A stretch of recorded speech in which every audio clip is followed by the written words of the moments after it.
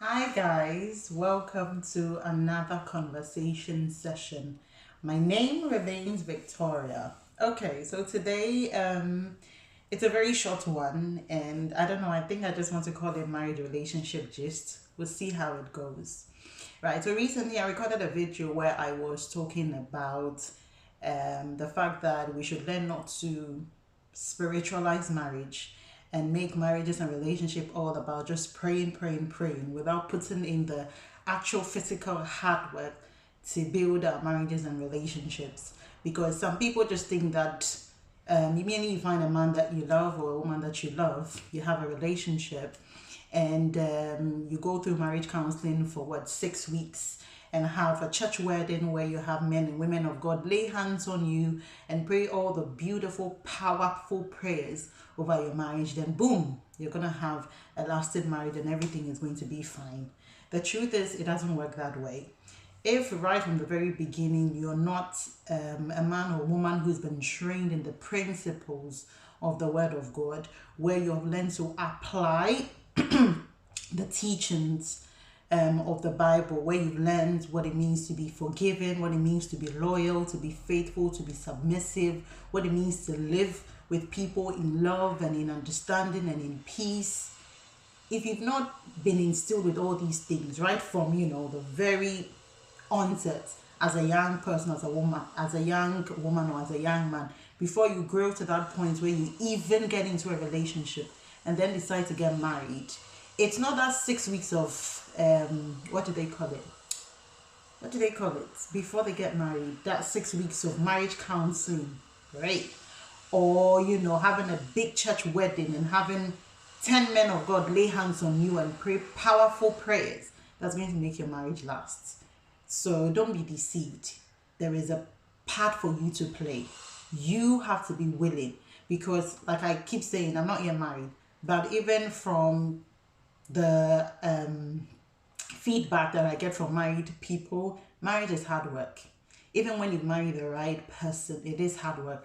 I also mentioned in my last video that there is nothing like luck in marriage. Oh, you're lucky you married a good man, so your marriage is going to work. Because even if you're given the best man on earth and you turn out not to be the right woman to know how to manage and keep that good man, you're going to lose him. The same vice versa for if you're a man and you're given the perfect and the best woman in the world. If you don't know how to maintain this perfect woman, you're bound to lose her.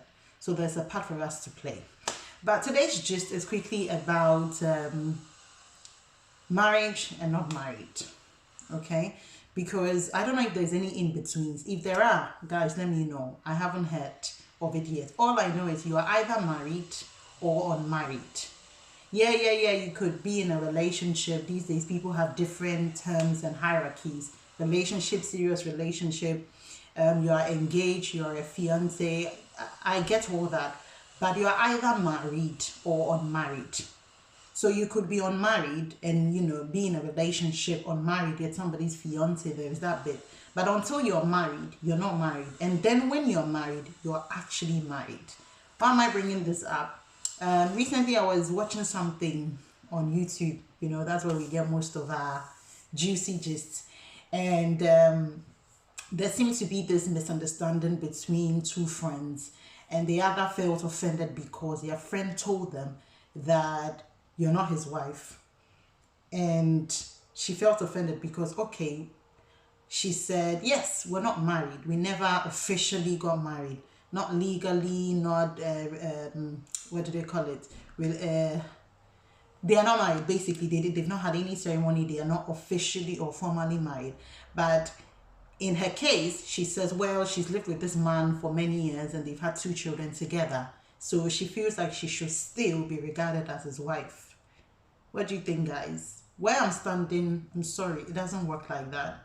I haven't seen it written anywhere or accepted anywhere that just because you're cohabiting with the man and you're doing everything for him as a wife does, you automatically becomes his wife. We don't disagree that yes, you're giving him all the benefits of a wife. We get that. But we're telling you that the truth is you're not a wife. Because there's a process you go through to become a wife. Different cultures and different races have different rites they perform to making somebody a wife or a husband. But then if you've not gone through any of these processes, the fact that you've lived with that man for how many years and had his children does not make you automatically his wife. Because last I checked, people that cohabit, they still keep their original names. I'm Victoria Mensah. If I choose today to begin to cohabit with a man and live with him for 10 years, have 5 children for him, I'm still going to be Miss Victoria Mensah till the day I die.